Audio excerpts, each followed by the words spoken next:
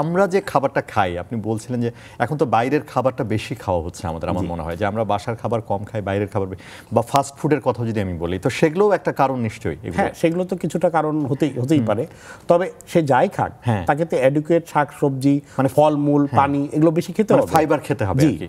Otherwise তার তো এই খাবারটা তার ওই যে কনস্টিপেশন করবে।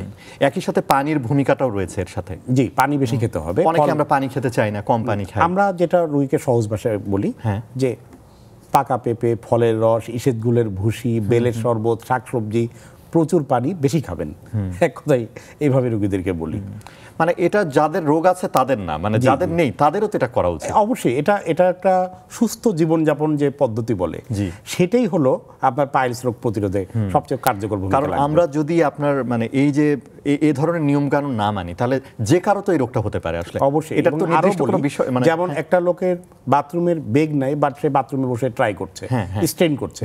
আবার আরেকটা লোকের বাথরুমের অনেক বেগ, ধরেন পরীক্ষা কালকে, সে হলো পরীক্ষা, আমি বলছি না আমি এখন বাথরুমে যাবো না, ওই টাইমটা সে সেভ করতে চাচ্ছে, আরেকটু পরে নিজেই নিজেকে কন্ট্রোল করছে। তো এই যে ঠেকিয়ে ফেললো তার যে আর্টস, এইটাও ব্যাড ফর অ্যানাল হেলথ।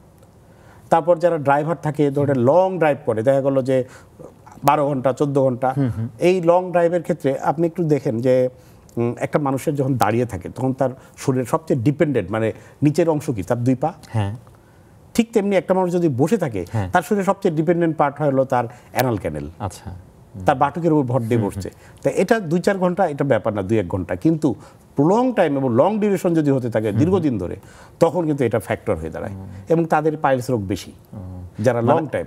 এটার ক্ষেত্রে উপদেশ দেওয়া আছে যে তারা যাতে 1 ঘন্টা বা 2 ঘন্টা গাড়ি চালালে বা 2 ঘন্টা সিটিং করলে 5 মিনিট হলে একটু হাঁটাহাঁটি করে, that is good for anal health. নাহলে তাদের ক্ষেত্রেও এটা হওয়ার একটা ঝুঁকি থাকে আসলে।